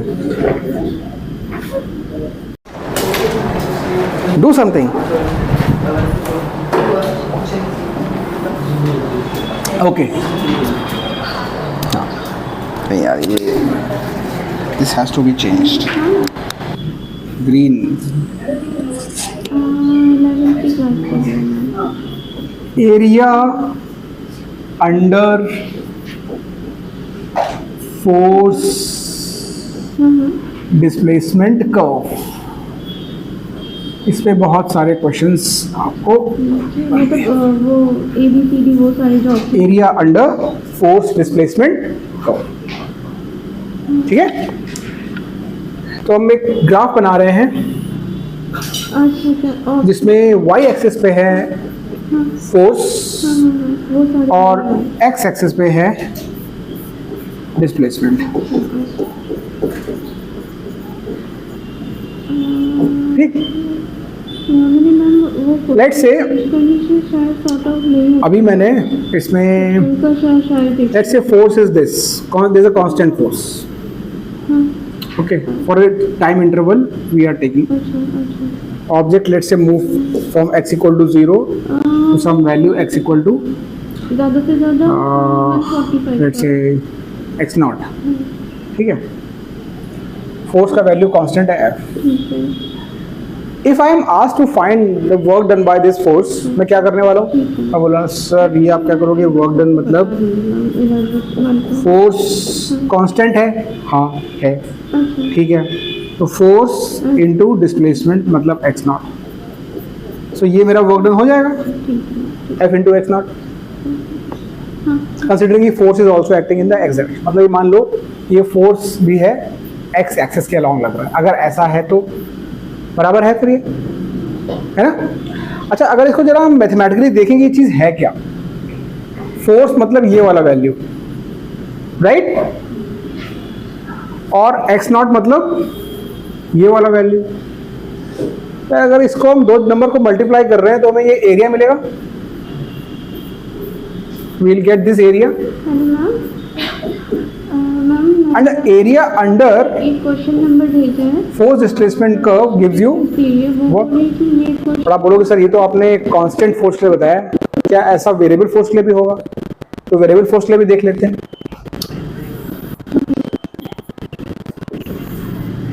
मान लो फोर्स मेरा कुछ इस तरीके से क्वेश्चन वेरिएबल है, ठीक है।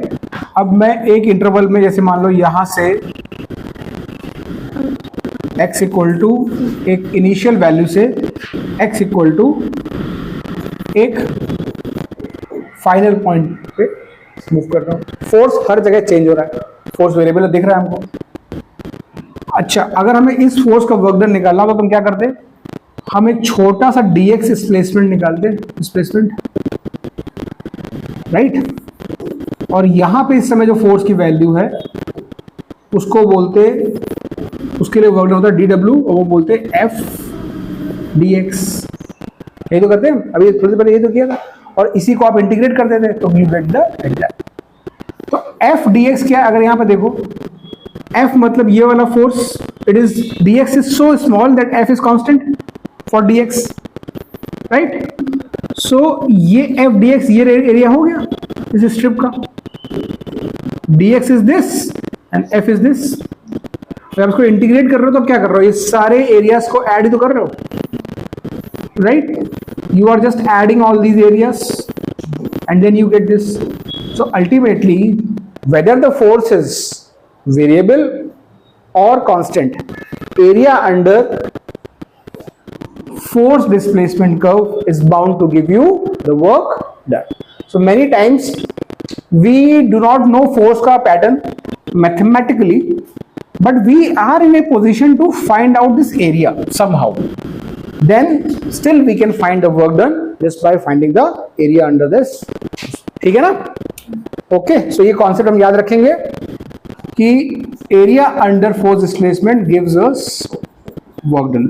Now, one thing we have to be careful though. Similar to work, area is also a scalar quantity. Till you are in grade 11, it is scalar quantity. Grade 12 में इस वेक्टर बन जाएगा। अभी तो scalar है हमारे लिए, तो स्केलर क्वांटिटी तो पॉजिटिव हो सकती है, नेगेटिव हो सकती है। तो यहां पे हमें ध्यान ये रखना है डियर कि if my force displacement curve look something like this is force and this is my displacement, and someone asked me कि find the work done from let's say x equal to 0 से some x equal to value x naught, ठीक है। So what will I have to do? I'll have to find the area above the displacement axis. This work will be taken as positive, and area below the displacement axis, this work will be taken as negative, and then do the algebraic sum.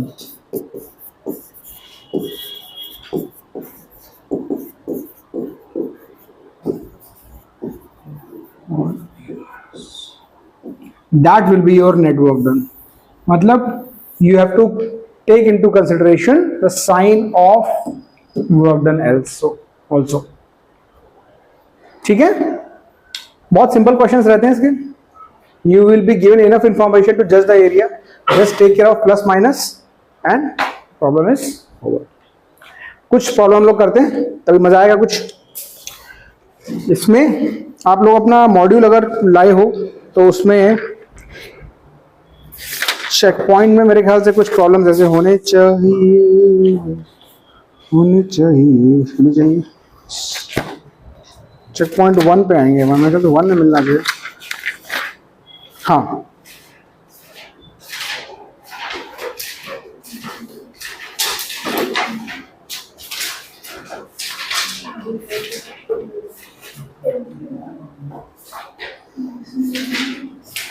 Check point 1 पे आप question number 6 में आ सकते हो। Page number चाहिए, page number 202, page number 202, checkpoint 1, question number 6।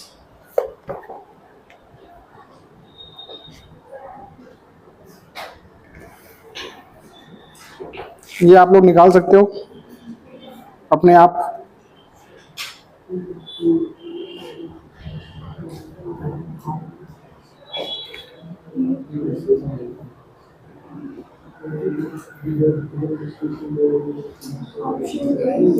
Option A is the correct option because 10, 10, 20 और minus का 10, option A is the answer. कोविड राइट। सो दोनों एरिया को प्लस किया, ऊपर वाले को, नीचे वाले को माइनस किया, ठीक है। ओके, आई थिंक अभी के लिए हम लोग एक क्वेश्चन काफी है, विल मूव ऑन, ठीक है।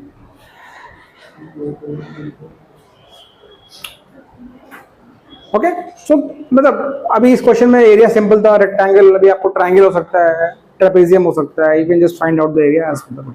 ये वही है जो आपने वेलोसिटी टाइम ग्राफ में जो आप डिस्प्लेसमेंट ले करते थे, ऐसे ही कुछ क्वेश्चन, ठीक है। तो अब कुछ करना है हमको, वो है स्प्रिंग फोर्स।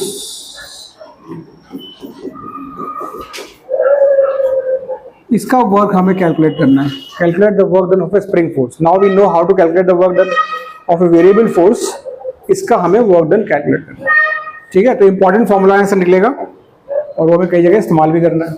तो कहानी कुछ ऐसी है कि whenever you have a spring,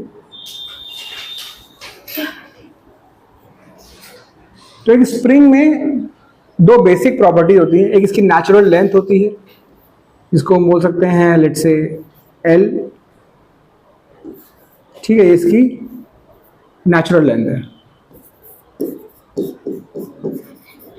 natural length क्या होती है? उसको ना तो एक्सटेंड किया, ना तो उसको स्ट्रेच किया है, ना कॉम्प्रेस किया, you just let it be and that length when it is not under the effect of any force, उस टाइम जो उसकी लेंथ है वो उसकी नेचुरल लेंथ है। तो इसकी नेचुरल लेंथ होती है। और इसका एक होता है स्प्रिंग कांस्टेंट, ये हर एक स्प्रिंग की प्रॉपर्टी होती है। Kind of this number represent how flexible और how rigid this spring is, ठीक है। अगर हायर के इसका मतलब स्प्रिंग इज वेरी, मतलब इसको एक्सटेंड करना या कंप्रेस करना थोड़ा डिफिकल्ट है, राइट। जनरली जैसे जो कार के जो शॉकर्स रहते हैं उसमें जो स्प्रिंग रहती है वो थोड़ी सी स्ट्राइक रहती है, स्टिफ रहती है। और नॉर्मली आप बाजार से स्प्रिंग लेके आओगे, उसको आराम से आप स्ट्रेच कर सकते हो रबड़ बैंड की तरीके से, तो उनका चेंज होगा, वो स्पॉल होगा। तो ये लेकिन ये हर स्प्रिंग की प्रॉपर्टी होती है, हर स्प्रिंग का एक नंबर होता है स्प्रिंग कांस्टेंट, ठीक है। तो ये दो आपको प्रॉपर्टी स्प्रिंग के लिए याद रखनी है, ठीक। के का जो यूनिट होता है वो होता है newton per metre. What does this mean कि अगर आपको एक स्ट्रिंग को 1 मीटर से एक्सटेंड करना हो तो कितना फोर्स लगाना पड़ेगा, राइट। अगर किसी भी इसको मुझे 1 मीटर लेंथ से एक्सटेंड करना हो, करना नहीं है, अगर करना हो तो मुझे कितना फोर्स लगाना पड़ेगा, that is the value of के, ठीक है। तो अगर आपको ज्यादा फोर्स लगाना पड़ रहा है तो के ज्यादा है, कम फोर्स में एक्सटेंड हो गई तो के कम है, समझ गए, ठीक। अब इस स्प्रिंग को मैंने थोड़ा सा एक्सटेंड किया है,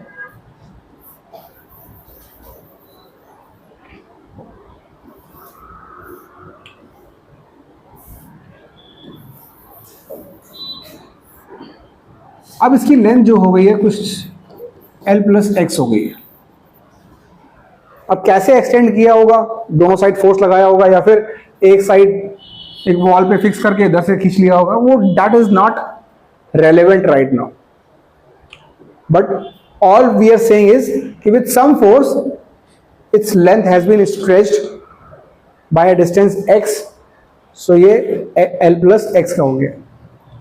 अभी स्प्रिंग फोर्स, अभी आप ये समझो कि जब आपने इसको ऐसे खींच दिया और ये इस पोजीशन में है, its tendency would be to come back to its natural length. So इसमें एक रीस्टोरिंग फोर्स लगता है। रीस्टोरिंग मतलब it wants to get back to its original, this will try to get back to its original length and it will try to generate a restoring force like this। मतलब जब आपने spring को, अब थोड़ा सा मैं आपको व्यू दे रहा हूं, अगर आपने स्प्रिंग को ऐसे खींचा इन दिस डायरेक्शन x, तो इसका फोर्स कैसे आया, ऐसा। अगर आपने उल्टा किया होता, स्प्रिंग को कॉम्प्रेस किया होता, कॉम्प्रेस मतलब x would be like this, compress किया आपने। अब इसका रिस्टोरिंग फोर्स कैसा होगा, outer side. So point here is the restoring force is always opposite to the direction of displacement of the spring। So इसीलिए, और ये जो फोर्स होता है it is proportional to the displacement, proportional to the displacement। जितना ज्यादा आप इसको स्ट्रेच करोगे, जितना डिस्प्लेस करोगे, उतना ज्यादा फोर्स, मतलब this is a variable force, this is a variable force now, ठीक है। सो इसको इक्वल करने के लिए हम लगा देते हैं स्प्रिंग कांस्टेंट जो ये था। सो इस रीस्टोरिंग फोर्स की वैल्यू भी गिवन है k times x। Now it depends on the extension और the compression of the spring, ठीक है। सो अगर आपने इसको L लेंथ से L के प्लस x तक स्ट्रेच किया है, सो ये फोर्स एंड का है, लेकिन स्टार्टिंग में जब आपने स्ट्रेच करना शुरू किया होगा तब x कम रहा होगा, शुरू में कोई फोर्स नहीं होगा, because it is at its natural length.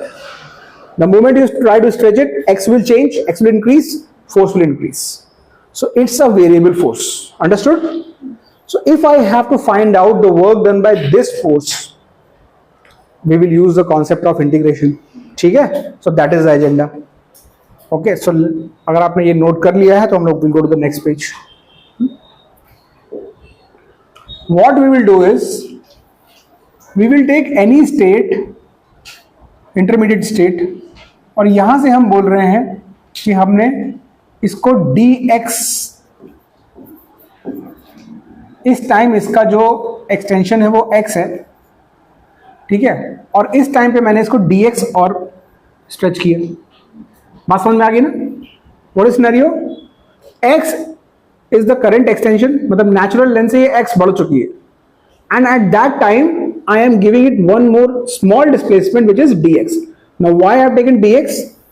Because I can consider for this small displacement I can consider the force to be constant. ठीक है, तो पहले फोर्स लिख लेते हैं। Force will be equal to k times x। अब इसको x plus dx मत लिख देना, ये dx is very very small, तो इस टाइम में जो फोर्स होगा हम kx ले रहे हैं, ठीक है। तो इसका वर्क डन अगर हम dw लिखें, when we want to stretch it by a dx amount, तो हो जाएगा force dot dx, right. dw force क्या है? kx, ये है dx and cos theta. Theta is the angle between force and displacement. Now you are stretching it, right? So dx is in this direction, right?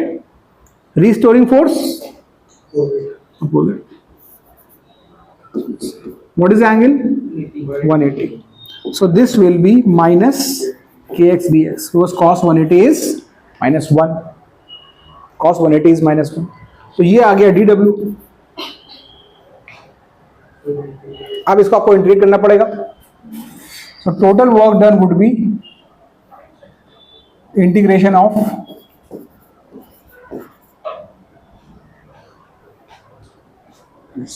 Minus kx dx, है ना, integrate कर this. अब कहां से आपने जब स्टार्ट किया तब इसमें x कुछ था ही नहीं, मतलब it was at its natural length, so there was no extension to start with 0। Now let's say you have extended till point x, so this will be minus k is a constant, this is x dx, और x dx हो जाएगा x square by 2, तो answer आ जाएगा minus 1 by 2 k x square. Guys, this is the work done by the restoring force of spring when it is either extended or compressed. We have taken a scenario of extension. अगर आपने इसको compress भी किया होता तब भी ये minus ही आता, क्योंकि उस केस में फोर्स ऐसा हो जाता, कंप्रेस करते तो dx ऐसा हो जाता, angle at the end of the day it will be 180 only, right? ठीक है ना? तो ये हमको याद रखना है, this is the work done bye a spring force, restoring force. Understand, कई बार ये कंफ्यूजन होता है, ये जो फोर्स इसको स्ट्रेच कर रहा है उसका वर्क डन नहीं है, उसका वर्क डन इतना ही पॉजिटिव होगा, क्योंकि उसके लिए जब आप खुद स्ट्रेच कर रहे हो तो आपका फोर्स भी बाहर है और डिस्प्लेसमेंट भी बाहर है, उस टाइम ये 180 नहीं, उस टाइम 0 आएगा, ठीक है। तो this is the work done by the spring का जो इंटरनल रिस्टोरिंग फोर्स है। ये बात समझ में आ रही है? इंटरनल रीस्टोरिंग फोर्स है स्प्रिंग का, जो उसको वापस अपनी लेंथ पे लाने की कोशिश कर रहा है। ठीक है, ओके। सो ये फॉर्मूला आपने इसमें ऐड कर लीजिए, -1/2 kx²। और हाँ, एक और आप स्पेशल केस देख लो। सो ये एक you can consider this as one of the special cases of variable force. ठीक है, ऑफ x²। अच्छा, ये याद रखना, डिस्प्लेसमेंट कैसा भी हो प्लस माइनस से x² तो पॉजिटिव ही होगा, और सामने एक माइनस लगा है तो ये हमेशा negative. This work will be always negative, this is always negative. Why? Because x² is a positive quantity, k is a spring constant, positive, 1/2 is positive. And finally वो minus sign तो रहने वाला है, so this is always going to be a negative work. ठीक है? And I will write it here. This is a work done by restoring force.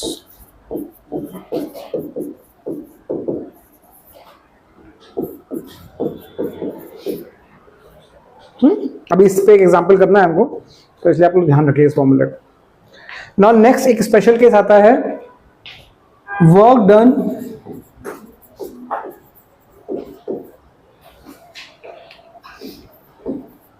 Bye a force which is tangential to the displacement all the time, tangential to displacement.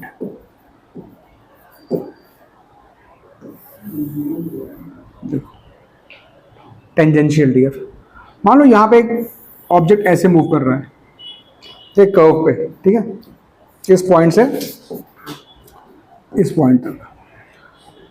Force का magnitude तो constant है, मतलब ऐसे लग रहा है, हर जगह magnitude इसका एफ है, लेकिन direction is always changing, direction is always changing. अभी force is a vector quantity, तो अगर डायरेक्शन भी चेंज हो रही है सिर्फ, तो फोर्स चेंज होगा, राइट?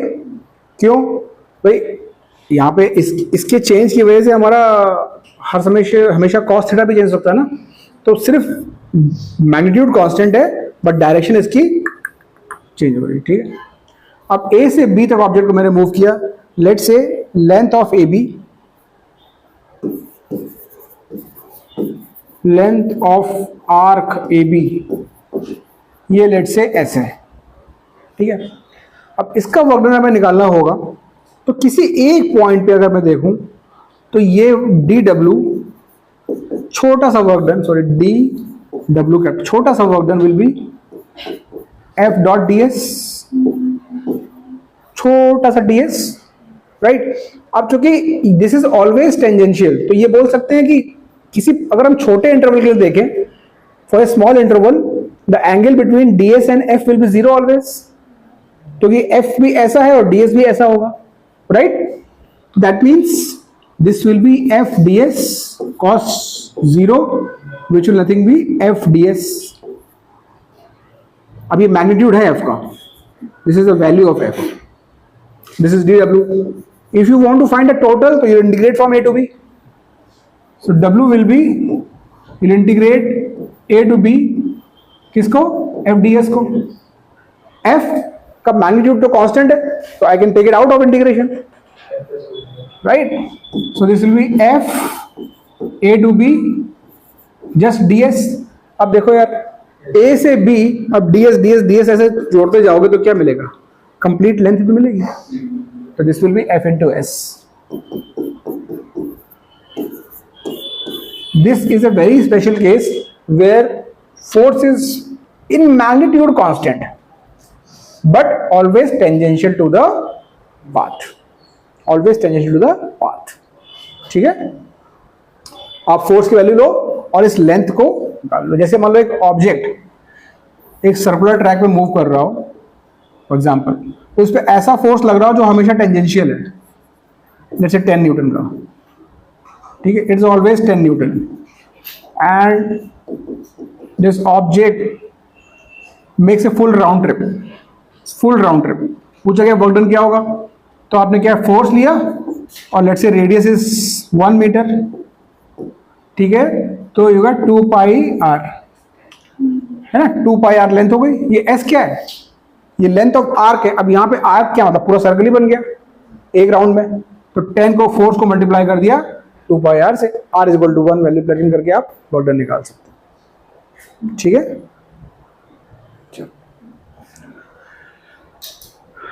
और तो कुछ इसमें भी नहीं बचा before we go on this thing. हाँ, और एक चीज और गाइस मैं आपको एक्स्ट्रा बताना चाहता हूँ, जस्ट इन केस आप लोग को जरूरत पड़े तो उसकी।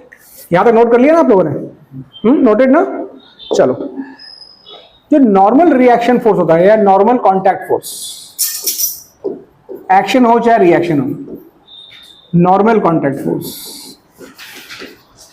ठीक है, टिपिकल सिनेरियोज में, मतलब नॉर्मल कांटेक्ट फोर्स ये वाला नहीं कि मतलब आप एक ऑब्जेक्ट को ऐसे मूव कर रहे हो, ये वाला नहीं। नॉर्मल कांटेक्ट फोर्स नॉर्मली ये वाला, किसी ऑब्जेक्ट को आप ऐसे मूव कर रहे हो तो नॉर्मल कांटेक्ट फोर्स कैसा रहता है, ऐसा रहता है, right. So generally normal contact force का वर्क डन हमेशा 0 रहेगा। क्यों? क्योंकि नॉर्मल का मतलब ही है सरफेस के नॉर्मल। अब सरफेस के नॉर्मल मतलब ऑब्जेक्ट मूव कर रहा है सरफेस के अराउंड और ये लग रहा है ऐसे, ठीक है। तो typically normal contact force W is typically 0, मतलब हमेशा नहीं, ठीक है, typically 0 because it is always normal to the displacement. ठीक है, तो याद रखना अपने को चीज। ऐसे ही अगर हमारे पास मान लो एक ऑब्जेक्ट है जो एक वर्टिकल सर्कल में मूव कर रहा है, मैं कुछ सिनेरियो बता रहा हूं आपको। जैसे मान लो ये एक बॉब है, एक स्ट्रिंग से लगा हुआ है, ठीक है, it is going round in circle like this. कभी ये यहां पे होगा, कभी ये यहां पे होगा,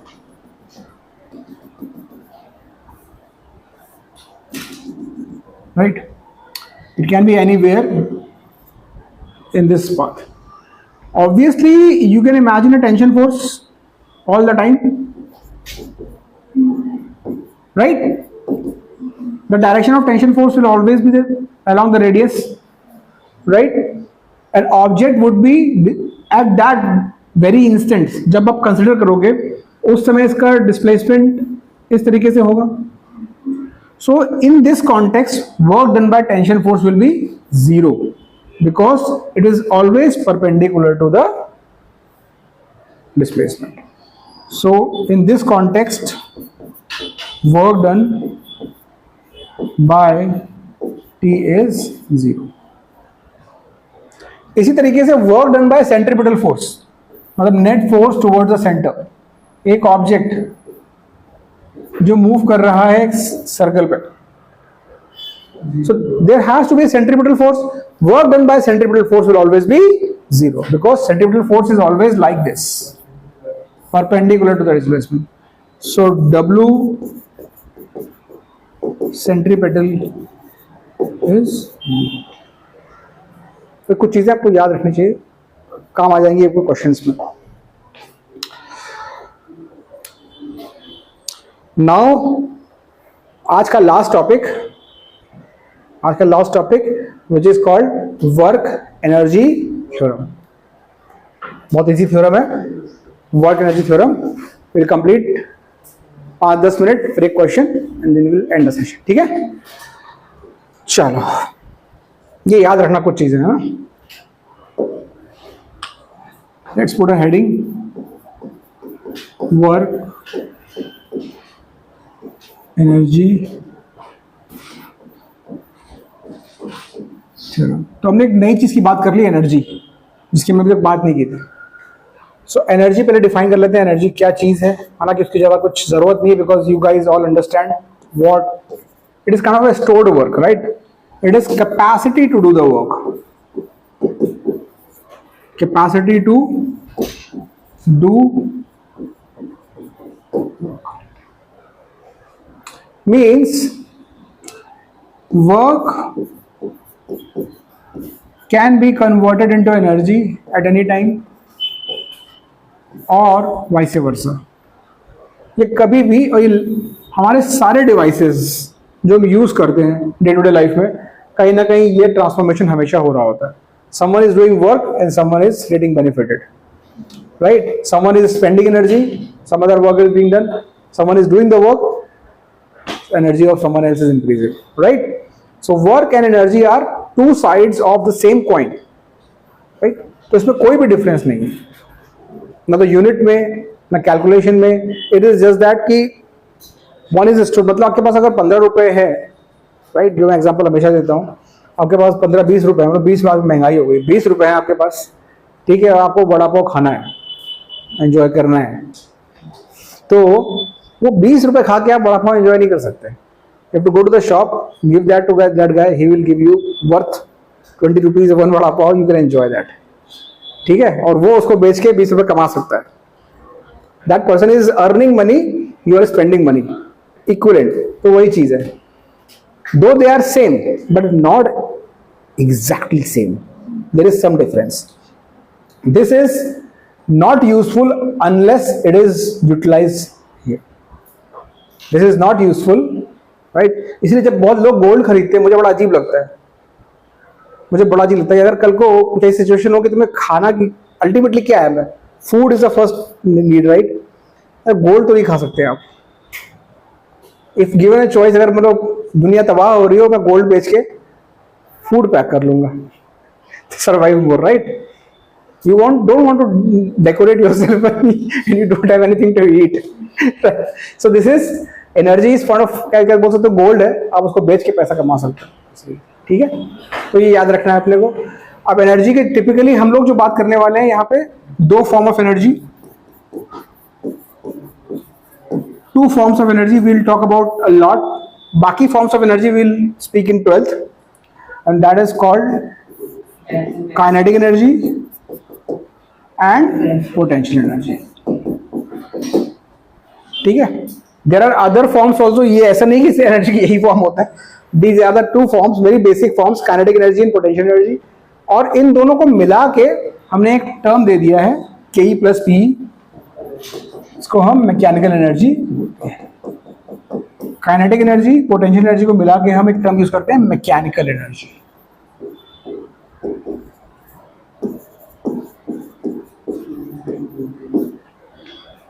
ठीक है.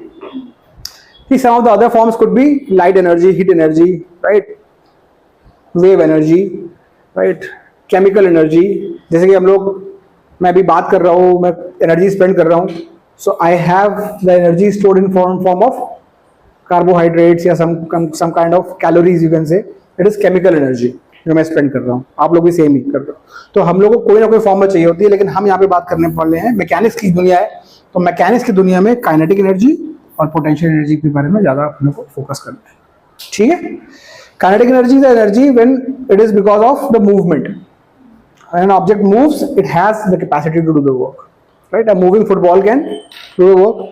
As potential energy is the energy when you have a certain configuration of the object or situation of the object, right? At that situation, जैसे कि a stretched spring, a stretched or compressed spring, right? इसके पास potential energy because in its stretched or compressed configuration, it has capacity to do some work, right? तो इसमें बहुत ज़्यादा इसमें detailing की जरूरत नहीं है. अगर आपको बहुत मन कर रहा है तो आप अपने 9-10 की बुक्स को पढ़ सकते हो, ठीक है, KENP. बाकी I assume you know what it is, right. चलो हम बात करते हैं वर्क एनर्जी थ्योरम की.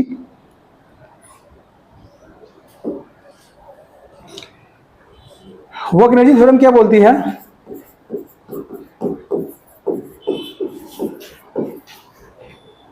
This is very fundamental theorem, very fundamental theorem. बहुत सारी डेरिवेशंस, बहुत सारे काम, मतलब इलेक्ट्रोस्टैट को जो 12th में पढ़ेंगे, सब जगह ये अप्लाई होती रहेगी वर्क एनर्जी. ये बोलती है the net work done bye all forces on an object. The net work done by all the forces on an object is equal to change in object's kinetic energy.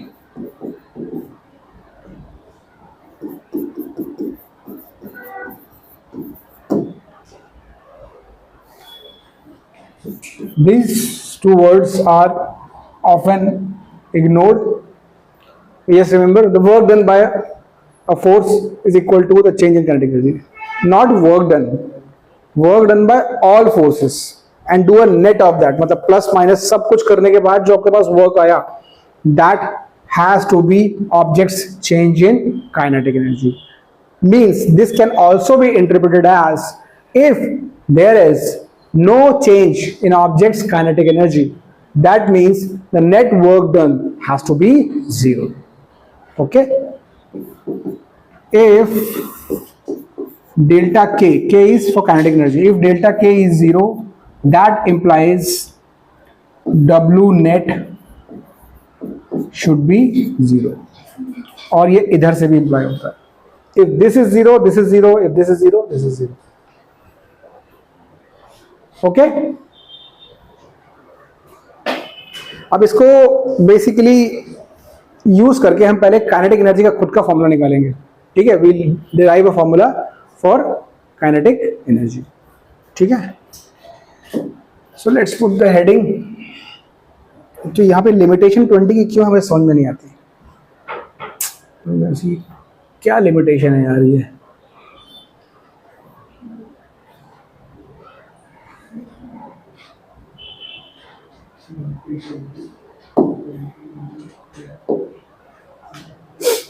This is very strange limitation of.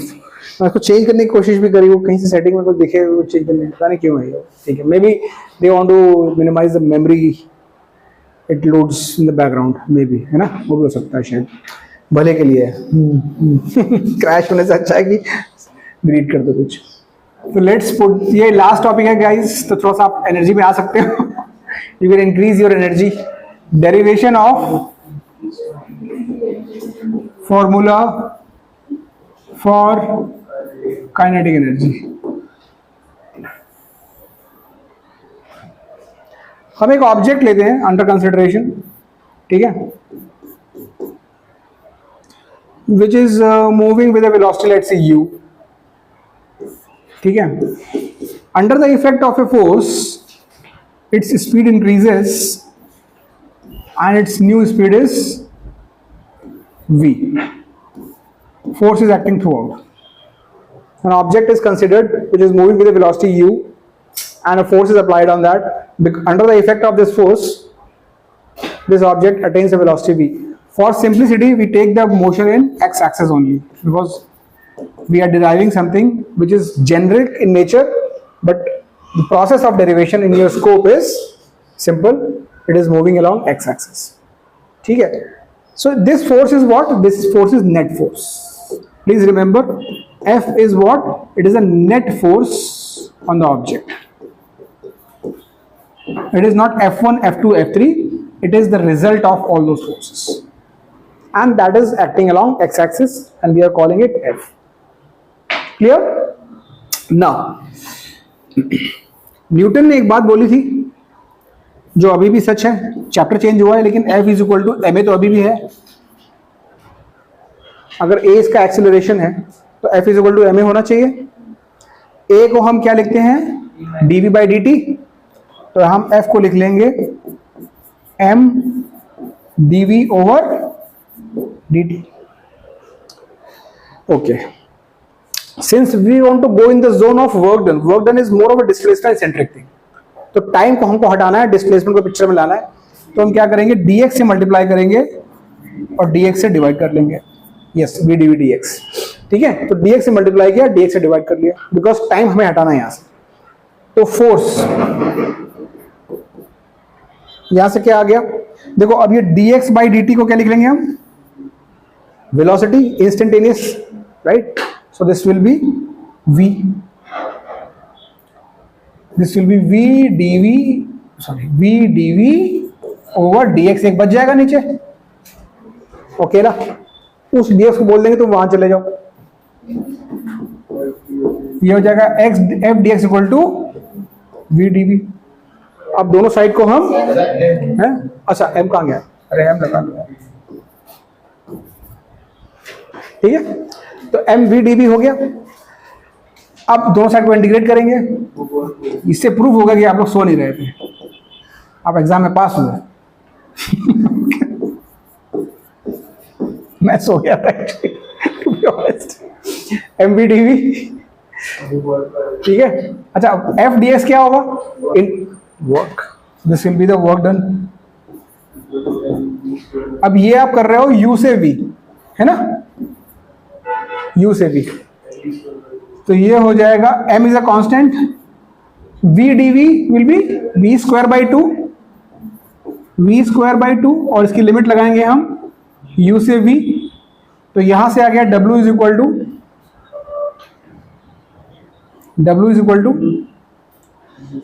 ये आ गया 1/2 m v square minus u square,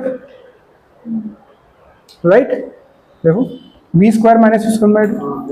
अब यहां पे थोड़ा सा हमें ये देखना है, एक छोटा सा you can say not approximation, if we had started with zero velocity, if we had started with zero velocity, ये टर्म होता है half mv square minus zero square और जीरो, तो मतलब w is equal to half mv square, right.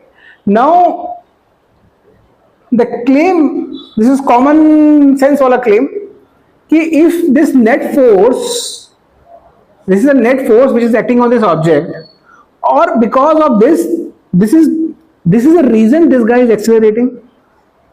इसका मतलब ये है कि इस समय जो अगर ये 0 से v तक गया है, पहले ये रेस्ट पे था, आपने फोर्स लगाया, इसने v स्पीड अटेन कर ली, राइट, और जिसकी वैल्यू आ रही है w is equal to half mv square, and we say kinetic energy is what, it is the energy because of motion. तो इसका मतलब ये जो हाफ mv स्क्वायर है, this has to be the kinetic energy of the object. Very simple. और क्या होगा यार, इसकी वजह से ना इसने हाइट गेन करी है ना कुछ और हुआ है, सिर्फ इसने स्पीड गेन करी है, that means this has to be the kinetic energy.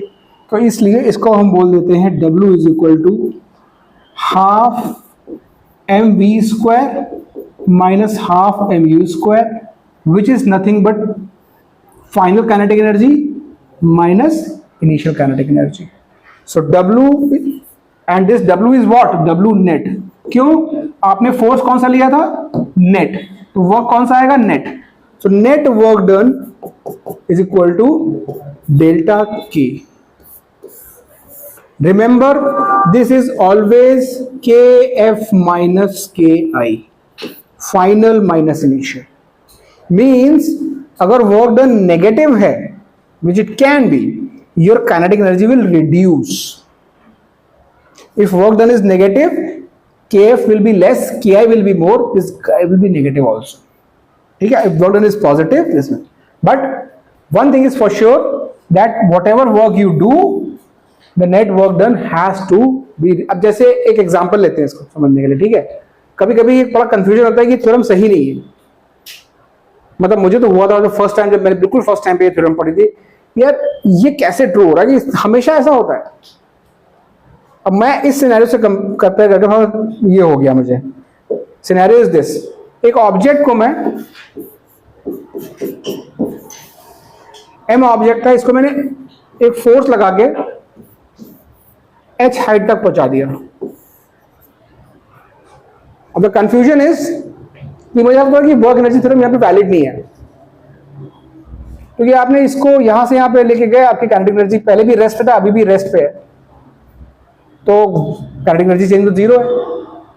Work तो किया है यार, तो ना ऊपर कैसे गया ये, एनी एक्सप्लेनेशन? इसमें वर्क एनर्जी थ्योरम क्यों नहीं लग पा रही? वर्क तो हो रहा है, हाँ, बट फिर वो काइनेटिक वर्क एनर्जी थ्योरम में पोटेंशियल एनर्जी कुछ मेंशन ही नहीं है। Exactly, when you are moving this guy without acceleration, तो आपको क्या करना पड़ रहा होगा, आपको इसके वेट के जस्ट बराबर एक फोर्स लगाना पड़ेगा इसको ऊपर लाने के लिए, थोड़ा सा ज्यादा हो सकता है। तो इसका वर्क डन पॉजिटिव हुआ because displacement is F into h, gravity का work done minus mgh. Since you are not giving it any velocity, that means this is moving without acceleration, F should be equal to mg. तो ये हुआ plus का mgh, ये हुआ minus का mgh, और net work done हुआ 0, और इसकी वजह से काइनेटिक एनर्जी में चेंज हुआ 0. सो मुद्दे की बात ये है कि जब आप वर्क एनर्जी थ्योरम लगाओगे तो सारे फोर्सेस कंसिडर करना. हाँ, कॉन्टेक्स्ट समझ में आया प्रॉब्लम का कि what is the doubt? The doubt is कि object is taken from ground to a height. It is at rest here, at rest here. So there is absolutely no change in kinetic energy, but the work is done.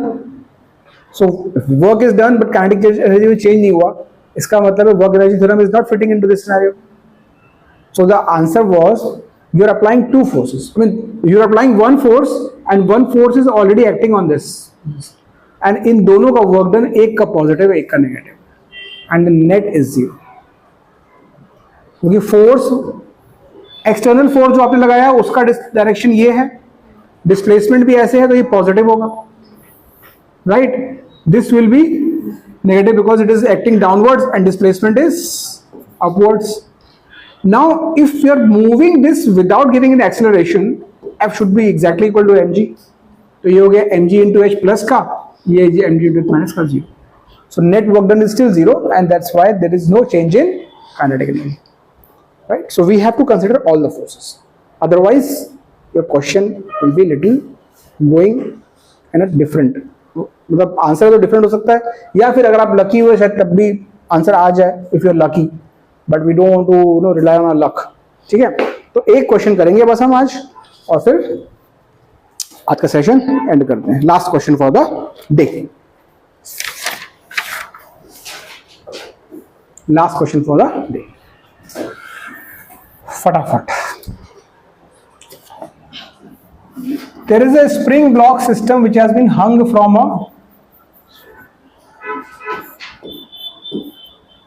wall like this. ठीक है, a block is connected to a spring while spring is in relaxed state. मतलब जब spring relaxed state में थी, मैंने जाके इसमें मान लो हुक था और उसको जेंटली इसको फंसा दिया, तो क्या होगा? ये नीचे आएगा, because of the weight it will नीचे. ठीक है, find maximum extension of the spring. Find maximum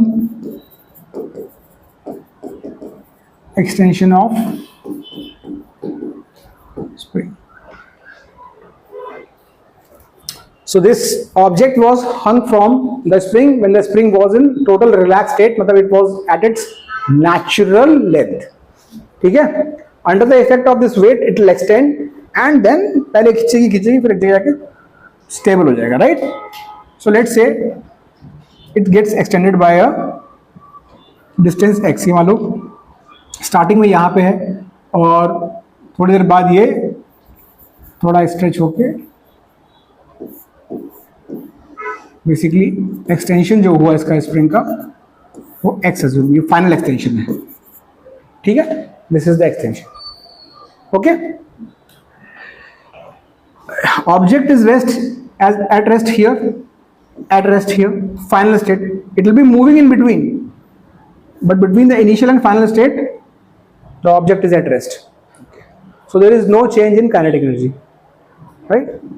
So let's consider the work done. ठीक है, क्योंकि हमको वर्क डन निकल आएंगे सारे, तो उसको हमको 0 ही करना है. क्यों 0 करना है? Because there is no change in kinetic energy. So इसमें कौन कौन से फोर्सेस लग रहे हैं? जब ये नीचे आ रहा होगा, एक फोर्स इस पे लग रहा होगा mg, राइट, और स्प्रिंग इसको ऊपर खींच रही होगी, restoring force, that will be kx. ठीक है, सब इन दोनों का वर्क डन लिखेंगे. What will be the work done bye mg force? Work done of mg force, force is downwards, displacement is downwards, angle is 0, mgx, right. और मैंने आपको बताया था स्प्रिंग में चाहे वो एक्सटेंड हो चाहे वो कंप्रेस हो, वर्क डन बाय स्प्रिंग का जो रीस्टोरिंग फोर्स है this is always minus. So work done of spring is -1/2 kx। अब ये फॉर्मूला किया था हमने, इधर इट इज एक्सटेंडेड और कॉम्प्रेस्ड। यहाँ पे एक्सटेंशन का केस है कितना x, तो वो टर्म कितना होगा -kx। दोनों को अब ये क्या होना चाहिए, अब यहाँ पे भी ऑब्जेक्ट रेस्ट पे है, यहाँ पे भी रेस्ट पे है, there is no change in kinetic energy, the net work done has to be 0। So W net has to be 0। Work energy theorem, this is coming from WET, work energy theorem. So I will refer it like this, WET समझ जाना है, अभी आगे के जो lectures होंगे, work energy theorem. सो ये हो गया mgx -1/2 kx स्क्वायर, सन्नाटा। तो ये हो गया mg is equal to 1/2 kx, एक x मैंने कैंसिल कर दिया, so x is equal to आ गया 2 mg/k। This will be the final extension of this 2 mg/k। ठीक है। अब वैसे तो यार ये बोलो कि ये प्रॉब्लम 2 पैसे की, कुछ ज्यादा गम नहीं, लेकिन इसको अगर आप सोचो कि अगर वर्क एनर्जी के बिना मैं आपको बोलूँ कि ये डिस्प्लेसमेंट निकालो, तो it's gonna be very tedious, because this force is variable, acceleration is variable. तो आपको इंटीग्रेशन की तरफ जाना पड़ेगा। ये वाला केस हो जाएगा जहां आपको फोर्स वेरिएबल होता था तो आप इंटीग्रेट करते थे acceleration, because whenever we are concerned with only initial and final positions, बीच में ये क्या एक्सीलरेशन था मुझे मतलब नहीं है, I am just concern with this and this position, work is my easier bet, work is my easier. ये मैं इसलिए बता रहा हूं डियर, क्योंकि आपको जब जेई की प्रॉब्लम आएगी तो आपको समझ में नहीं आएगा कि फोर्स से सॉल्व करूं या वर्क से करूं। तब आपको हिंट है ये कि क्या प्रॉब्लम में बीच का कुछ पूछा है, नहीं पूछा है, इनिशियल फाइनल पूछा है। Initial final means I can tackle this problem with work concept. ठीक है, इस प्रॉब्लम को आप वैसे भी सॉल्व कर सकते हो जैसे हम लोग वर्क से फोर्स से करते हैं, बट वो बहुत लंबा रास्ता हो जाएगा, यहाँ पे इजी हो जाएगा। ओके, चलो आज इतना ही रखते हैं, then we will start from this point onwards on Thursday.